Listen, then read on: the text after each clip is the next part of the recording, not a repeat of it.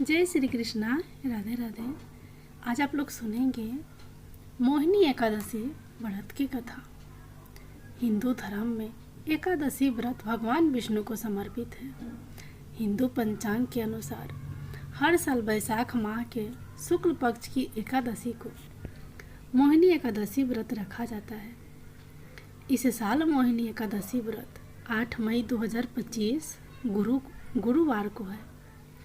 मान्यता है कि एकादशी के दिन जगत के पालनहार श्री हरि की विधिवत पूजा करने व व्रत कथा का पाठ करने या सुनने से मनवांछित फल की प्राप्ति होती है। तो चलिए सुनते हैं मोहिनी एकादशी व्रत की कथा। धर्मराज युधिष्ठिर कहने लगे कि हे कृष्ण, वैशाख मास की शुक्ल पक्ष की एकादशी का क्या नाम है तथा उसकी कथा क्या है, इस व्रत की क्या विधि है, यह सब विस्तार पूर्वक बताइए। श्री कृष्ण कहने लगे कि हे धर्मराज, मैं आपसे एक कथा कहता हूँ जिसे महर्षि वशिष्ठ ने श्री रामचंद्र जी से कही थी। एक समय श्री राम बोले कि हे गुरुदेव, कोई ऐसा व्रत बताइए जिससे समस्त पाप और दुख का नाश हो जाए। मैंने सीता जी के वियोग में बहुत दुख भोगे हैं। महर्षि वशिष्ठ बोले, हे राम, आपने बहुत सुंदर प्रश्न किया है। आपकी बुद्धि अत्यंत शुद्ध तथा पवित्र है। यद्यपि आपका नाम स्मरण करने से मनुष्य पवित्र और शुद्ध हो जाता है, तो भी लोकहित में यह प्रश्न अच्छा है। वैशाख मास में जो एकादशी आती है उसका नाम मोहिनी एकादशी है। इसका व्रत करने से मनुष्य सब पापों तथा दुखों से छूटकर मोह जाल से मुक्त हो जाता है। मैं इसकी कथा कहता हूँ, ध्यानपूर्वक सुनो। सरस्वती नदी के तट पर भद्रावती नाम की एक नगरी में धूतिमान नामक चंद्रवंशी राजा राज्य करता था। वहाँ धान्य से संपन्न व पुण्यवान धनपाल नामक वैश्य भी रहता है। वह अत्यंत धर्मालु और विष्णु भक्त था। उसने नगर में अनेक भोजनालय, प्याऊ, कुएं, सरोवर, धर्मशाला आदि बनवाए थे। सड़कों पर आम, जामुन, नीम आदि के अनेक वृक्ष भी लगवाए थे। उसके 5 पुत्र थे, सुमना, सबुद्ध, मेधावी, सुकृति और धृष्ट बुद्धि। इनमें से 5वां पुत्र धृष्ट बुद्धि महापापी था। वह पितर आदि को नहीं मानता था। वह वेश्या, दुराचारी मनुष्यों की संगति में रहकर जुआ खेलता और पर स्त्री के साथ भोग विलास करता तथा मद मांस का सेवन करता था। इसी प्रकार अनेक कुकर्मों में वह पिता के धन को नष्ट करता रहता था। इन्हीं कारणों से तसत्र होकर पिता ने उसे घर से निकाल दिया था। घर से बाहर निकलने के बाद वह अपने गहने कपड़े बेचकर अपना निर्वाह करने लगा। जब सब कुछ नष्ट हो गया तो वेश्या और दुराचारी साथियों ने उसका साथ छोड़ दिया। अब वह भूख प्यास से अति दुखी रहने लगा। कोई सहारा न देख चोरी करना सीख गया। एक बार वह पकड़ा गया तो वेश्या का पुत्र जानकर चेतावनी देकर छोड़ दिया गया, मगर दूसरी बार फिर पकड़ में आ गया। राजा आज्ञा से इस बार उसे कारागार में डाल दिया गया। कारागार में उसे अत्यंत दुख दिए गए। बाद में राजा ने उसे नगरी से निकल जाने का कहा। वह नगरी से निकल वन में चला गया। वहाँ वन्य पशु पंछियों को मारकर खाने लगा। कुछ समय पश्चात वह बहेलिया बन गया और धनुष बाण लेकर पशु पंछियों को मार मार कर खाने लगा। एक दिन भूख प्यास से व्यथित होकर वह खाने की तलाश में घूमता हुआ कौंडिन्य ऋषि के आश्रम में पहुंच गया। उस समय बैसाख मास था और ऋषि गंगा स्नान कर आ रहे थे। उनके भीगे वस्त्रों के छींटे उस पर पड़ने से उसे कुछ सद्बुद्धि प्राप्त हुई। वह कौंडिन्य मुनि से हाथ जोड़कर कहने लगा कि हे मुनि, मैंने जीवन में बहुत पाप किए हैं। आप इन पापों को छूटने का कोई साधारण बिना धन का उपाय बताइए। उसके दीन वचन सुनकर मुनि ने प्रसन्न होकर कहा कि तुम बैसाख शुक्ल पक्ष की मोहिनी नामक एकादशी का व्रत करो, इससे समस्त पाप नष्ट हो जाएंगे। मुनि के वचन सुनकर वह अत्यंत प्रसन्न हुआ और उनके द्वारा बताई गई विधि के अनुसार व्रत किया। हे राम, इस व्रत के प्रभाव से उसके सब पाप नष्ट हो गए और अंत में वह गरुड़ पर बैठकर विष्णु लोक को गया। इस व्रत से मोह आदि सब नष्ट हो जाते हैं। संसार में इस व्रत से श्रेष्ठ कोई व्रत नहीं है। इसके महात्म्य को पढ़ने से अथवा सुनने से 1000 गौदान का फल प्राप्त होता है। विष्णु भगवान की जय, माता लक्ष्मी की जय। अब सुनिए 11 माता की कहानी। एक बार एक राज्य में एक राजा रहा करता था। राजा बहुत ही बुद्धिमान और बलशाली था। राजा सदैव अपनी प्रजा का बहुत अच्छे से ध्यान रखता था। प्रजा भी अपने राजा को बहुत पसंद करती थी। राजा की 2 बेटियां थीं। राजा अपनी दोनों बेटियों से बहुत प्रेम करता था। राजा की छोटी बेटी देखने में बहुत सुंदर और आकर्षक थी और राजा की बड़ी बेटी छोटी बेटी के मुकाबले थोड़ा कम सुंदर थी। राजा की छोटी बेटी 11 माता की पूजा करती थी और सभी लोग राजा की छोटी बेटी से बहुत प्रेम करते थे और बहुत प्रशंसा किया करते थे। राजा भी अपनी छोटी बेटी को बड़ी बेटी से अधिक प्रेम करता था, जिस कारण राजा की बड़ी बेटी को अपनी छोटी बहन से बहुत नफरत होने लगी थी। राजा की दोनों बेटियां जब बड़ी हो गई तब एक पड़ोस राज्य में रहने वाला राजकुमार राजा की बड़ी बेटी के लिए रिश्ता लेकर आया। लेकिन जैसे ही उस राजकुमार की नज़र राजा की छोटी बेटी पर पड़ी तो वह राजकुमार राजा की छोटी बेटी पर आकर्षण हो गया और उससे पहली नज़र में प्रेम कर बैठा। उस राजकुमार ने राजा की बड़ी बेटी के साथ विवाह करने से मना कर दिया और उसने राजा से कहा कि मैं आपकी छोटी बेटी से विवाह करना चाहता हूँ। जिसके बाद राजा की बड़ी बेटी यह देखकर अपनी छोटी बहन से बहुत क्रोधित हो गई और राजा की बड़ी बेटी ने अपनी छोटी बहन को अपना सबसे बड़ा दुश्मन मान लिया। राजा की बड़ी बेटी ने अपनी छोटी बहन से बदला लेने का निर्णय लिया, जिसके लिए उसने अपनी छोटी बहन को जान से मारने का प्लान बनाया। राजा की बड़ी बेटी ने अपनी छोटी बहन को मारने के लिए सबसे पहले एक लड्डू में जहर मिलाकर अपनी छोटी बहन को दे दिया और उसको लड्डू खाने के लिए कहा। लेकिन लड्डू खाने के बाद भी छोटी बहन को कुछ नहीं हुआ। बड़ी बहन यह देखकर बहुत आश्चर्यचकित हो गई, लेकिन बड़ी बहन ने हार नहीं मानी और उसने जब रात में छोटी बहन अपने कमरे में सो रही थी तब एक मटके में सांप रहकर उसके कमरे में छोड़ दिया। लेकिन सांप भी छोटी बहन का कुछ नहीं कर पाया। जिसके बाद बड़ी बहन ने अपनी छोटी बहन से कहा कि चलो हम लोग कुएं से पानी भर कर लाते हैं।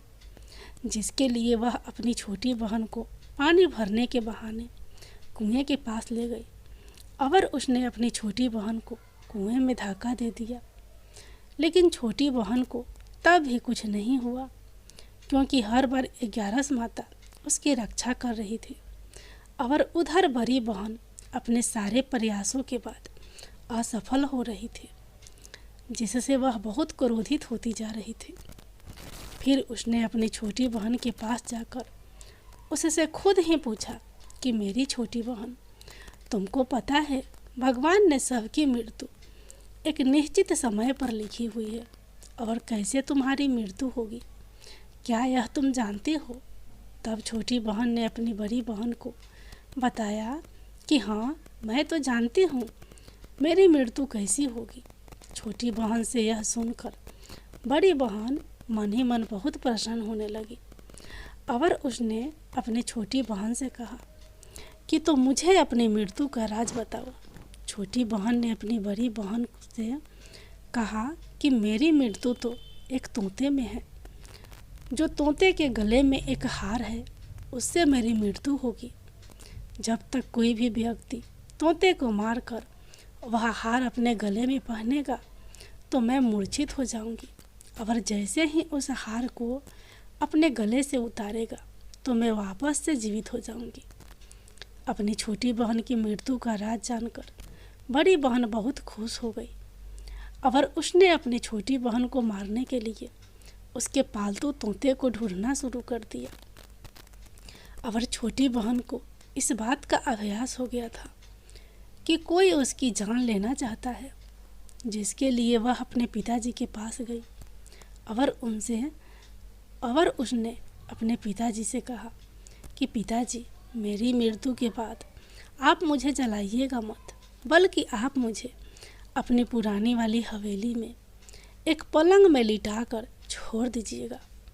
अपनी छोटी लड़की की यह बात सुनकर राजा बहुत आश्चर्यचकित हो गए। राजा ने अपनी छोटी बेटी से पूछा, बेटी, तुम ये क्या कह रही हो? तब राजा की छोटी बेटी ने बताया, पिताजी, समय किसी के लिए नहीं रुका है, कब क्या हो जाए किसी को कुछ पता नहीं है। और फिर राजा ने अपनी छोटी बेटी से कहा कि तुम ऐसी बातें क्यों कर रही हो? 2-3 दिन में तो तुम्हारा विवाह है। लेकिन छोटी बेटी ने अपने पिताजी को ऐसा करने पर मजबूर कर दिया, और उनसे वचन ले लिया। राजा ने भी अपनी छोटी बेटी की बात स्वीकार कर ली, और 2-3 दिनों के बाद जब शादी का समय आया तब राजकुमार बारात लेकर राजा के घर आया, और राजकुमार और राजा की छोटी बेटी का विवाह शुरू हो गया। जैसे ही राजा की छोटी बेटी राजकुमार के साथ फेरे लेना शुरू करती है तो उसकी बड़ी बहन अपनी छोटी बहन के कमरे में जाकर उसके तोते को पकड़ लेती है और उसको जान से मार देती है। तोते की गले में जो हार था उसको अपने गले में धारण कर लेती है। जैसे ही बड़ी बहन उस हार को अपने गले में धारण करती है तो उधर छोटी बहन 3.5 ही फेरे ले पाती है और वहीं पर बेहोश होकर गिर जाती है। जिसके बाद राजा ने बड़े बड़े दर्द हाकिमों को बुलवाया और अपनी छोटी बेटी का इलाज करने के लिए कहा। राजा की बात सुनकर वैद्य ने छोटी बेटी को जब चेक किया तो राजा को बताया कि आपकी छोटी बेटी ना तो जीवित है और ना ही मरी हुई है। यह मैं ऐसा पहली बार देख रहा हूँ। राजा ने वैद्य और हाकिम को यह बात बाहर बताने से मना कर दिया और उनको कहा कि अगर तुमने यह बात किसी को बाहर बताई तो हम तुम्हें फांसी दे देंगे। राजा ने अपनी छोटी बेटी को पुराने महल में जाकर एक पलंग में लेटा दिया और वहाँ पर कुछ सैनिक को तैनात कर दिया। वापस अपने महल पर आ गया। राजा की बड़ी बेटी अपने पिताजी के पास आई और कहने लगी कि पिताजी, अगर यह शादी संपन्न नहीं हुई तो आपकी इज्जत का क्या होगा? आप कहे तो मैं आपकी इज्जत बचाने के लिए राजकुमार से शादी करने के लिए तैयार हूँ। जिसके बाद राजा ने अपने बड़ी बेटी की बात मान ली और राजा ने बड़ी बेटी को छोटी बेटी के कपड़े पहनाकर मंडप पर भेज दिया। लेकिन राजकुमार यह जान गया कि यह राजा की छोटी बेटी नहीं है बल्कि यह राजा की बड़ी बेटी है। लेकिन जब राजकुमार ने शादी करने से मना किया तो सभी लोगों ने राजा को विवश करके राजा की बड़ी बेटी से बचे हुए फेरों का संपन्न करा दिया और विवाह करवा दिया। जिसके बाद राजकुमार राजा की बड़ी बेटी को अपने महल में ले गया। राजकुमार राजा की बड़ी बेटी से ना तो बात करता था, ना ही उसको पसंद करता था और ना ही उसके आसपास भटकता था। और राजकुमार ने यह फैसला लिया था कि वह अपनी प्रेमिका को ढूंढ कर रहेगा और यह जानकर रहेगा कि उसके साथ आखिर हुआ क्या था। एक दिन राजकुमार अपने घोड़े पर सवार होकर राजा के पुराने महल के पास पहुंच गया, जहां पर उसने कुछ सैनिकों को देखा।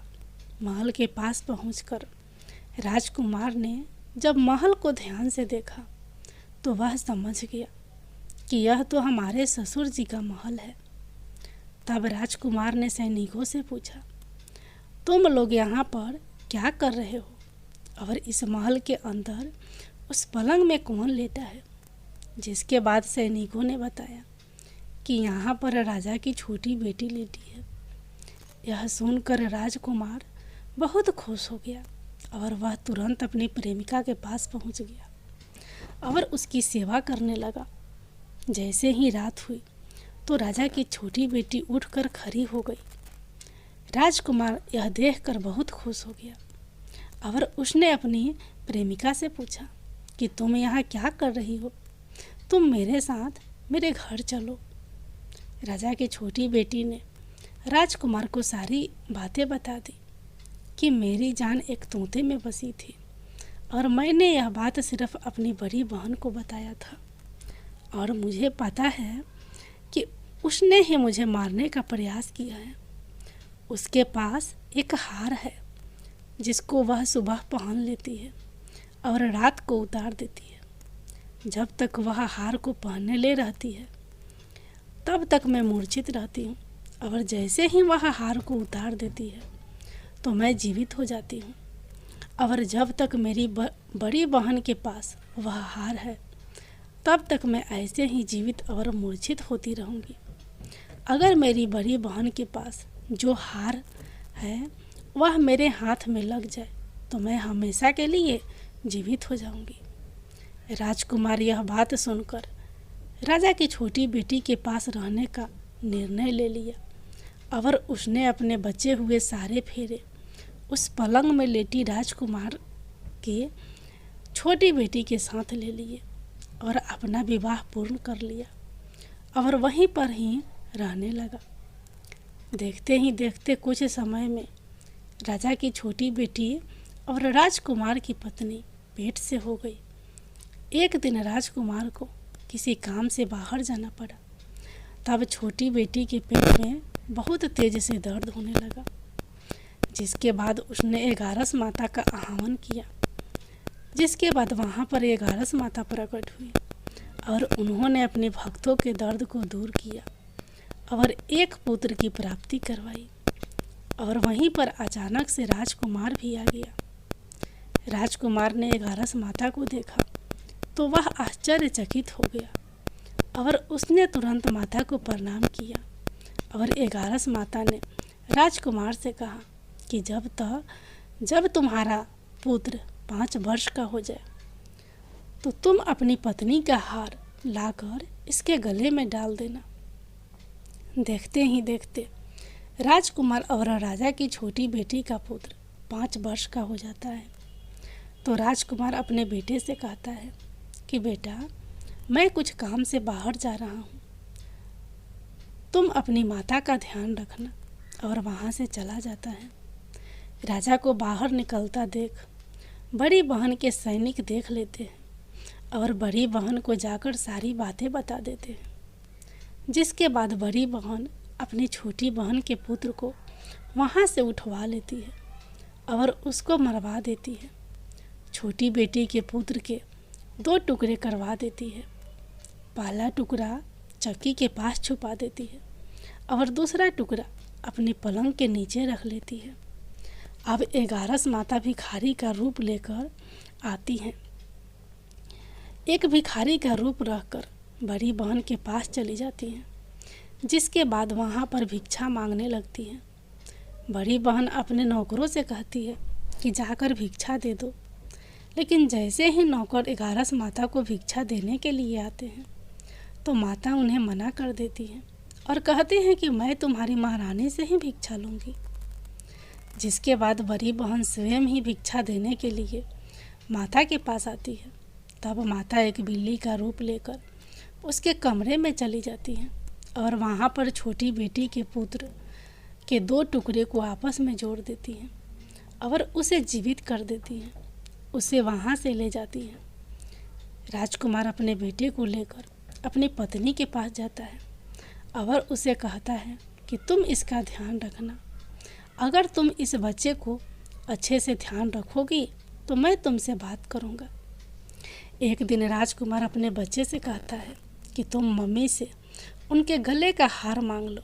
जिसके बाद राजकुमार का लड़का अपनी मम्मी के पास जाता है और कहता है कि मम्मी, मुझे तुम्हारा हार चाहिए जो तुमने गले में पहन रखा है।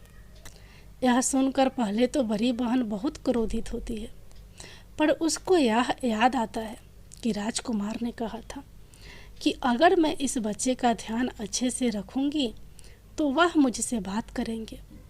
जिसके कारण वह हार को उस बच्चे को दे देती है और वह तुरंत हार को ले जाकर अपने पिताजी को दे देता है।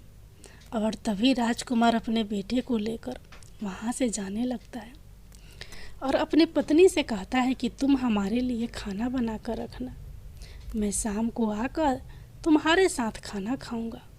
और वह अपने बेटे को लेकर वहाँ से चला जाता है। जिसके बाद वह राजा के पास जाता है और उनको सारी बातें बता देता है। राजा अपनी बड़ी बेटी की यह करतूत सुनकर बहुत क्रोधित होते हैं और अपनी परवरिश पर ही दोष देने लगते हैं और राजकुमार को अपनी छोटी बेटी के साथ रहने के लिए आदेश दे देते हैं। 11 माता की जय।